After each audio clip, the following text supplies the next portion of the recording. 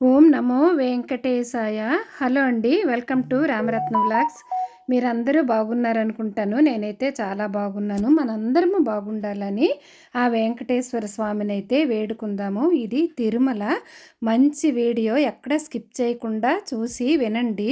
అయితే తిరుమల మనము ఎప్పుడు వెళ్తాం కదా, తిరుపతి వెళ్ళి తిరుమలకి వెంకటేశ్వర స్వామి దర్శనం కోసము మనము వెంకటేశ్వర స్వామిని దర్శనం చేసుకున్న తరువాత మనం అక్కడ చూడవలసినవి తిరుమలలోన చాలా ఉంటాయి. మనకి ఎప్పుడు దర్శనము అవి అయితే చాలు అనుకొని వచ్చేస్తుంటాము. కానీ ఇవి కూడా చాలా విశేషమైనవి. ఇప్పుడేంటంటే మాడవీధుల గురించి అయితే నేను తెలియచేస్తున్నాను మీకు. అయితే మనము తిరుమల దర్శనం అయిన తర్వాత మాడవీధులు ప్రదక్షిణం చేస్తే చాలా మంచిదంట. తిరుమలలో మాడవీధులు అనేవి వెంకటేశ్వర స్వామి చుట్టూ ఉన్న 4 పవిత్ర వీధులు. ఇవి తిరుమల ఆలయాన్ని చుట్టుముట్టి ఉంటాయన్నమాట. మాడ అనగా ఆలయానికి సమీపంగా ఉన్న పవిత్ర ప్రదక్షిణ మార్గం అని అర్థము. ఈ మనము దర్శనం అయ్యాక ప్రదక్షిణం చేసుకుంటే చాలా మంచిది ఈ 4 మాడవీధులను. అయితే ఈ మాడవీధులకి కొన్ని ప్రత్యేకతలు కూడా ఉన్నాయి. బ్రహ్మోత్సవాలు, రథోత్సవాలు వంటి మహా ఉత్సవాలలో స్వామివారికి ఈ మాడవీధులలో ఊరేగింపు జరుగుతుంది. స్వామివారు నడిచే మార్గంలో మనము కూడా నడుస్తూ ప్రదక్షిణాలు చేస్తే చాలా మంచిది. అందుకని మాడవీధులలో పాదరక్షలు ధరించరాదు అని ఉంటుంది కదా మనకి. ఎక్కడికక్కడ ఎంత ఎండైనా సరే మనము చెప్పులు వేసుకోకుండా మాడవీధులలో నడవాలన్నమాట. అలాగే దర్శనం అయ్యాక మనము ప్రదక్షిణాలు చేస్తే చాలా మంచిది. అందుకే భక్తులందరూ అంటే కొంతమంది మనం దర్శనం చేశాక వెళ్ళిపోతుంటాము. మేము ఎప్పుడు అలాగే వెళ్ళిపోతుంటాము. ఈసారి వెళ్ళిన తర్వాత మాత్రం మేము మాడవీధుల ప్రదక్షిణం అయితే చేసుకున్నాము.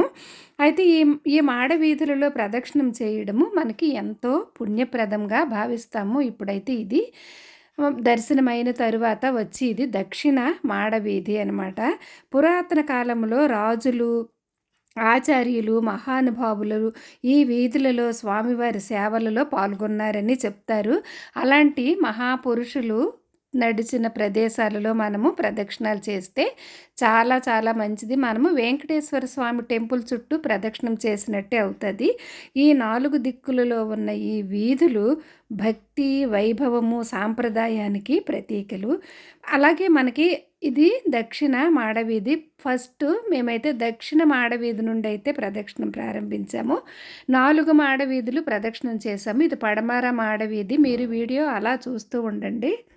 అయితే ఈ మాడవీధులలో మనకి వెంకటేశ్వర స్వామికి గరుడ సేవ సమయంలోనైతే మాడవీధులు మొత్తం లక్షలాది భక్తులతో నిండిపోతాయి. మనం చూస్తూనే ఉంటాము. మనకి ఎస్విబిసి లైవ్ ఇస్తుంటారు కదా, అందులో చూస్తూ ఉంటాము. అలాంటి విశేషమైన మాడవీధులు తిరుమల ఆలయ ఆధ్యాత్మిక వాతావరణాన్ని అత్యంత దగ్గరగా అనుభవించేది మనము ఈ మాడవీధులలోనే.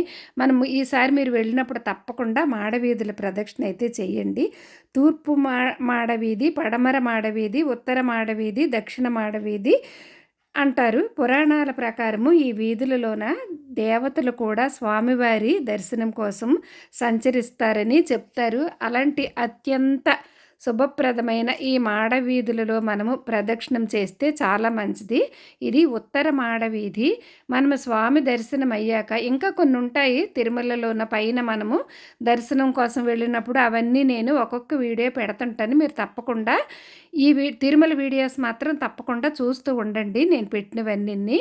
ఈ 4 మాడవీధుల ప్రదక్షిణం కూడా అత్యంత శక్తివంతమైనది, చాలా మంచిది. ఇక్కడ దేవతలు, మునులు, ఋషులు స్వామి దర్శనం కోసం సంచరించే ఈ వీధులలో, ఇలాంటి వీధులలో మనం దర్శనం అయ్యాక నడిస్తే చాలా మంచిది.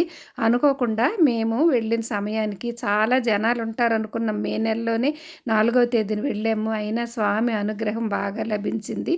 ఇది వరాహస్వామి వారి టెంపుల్.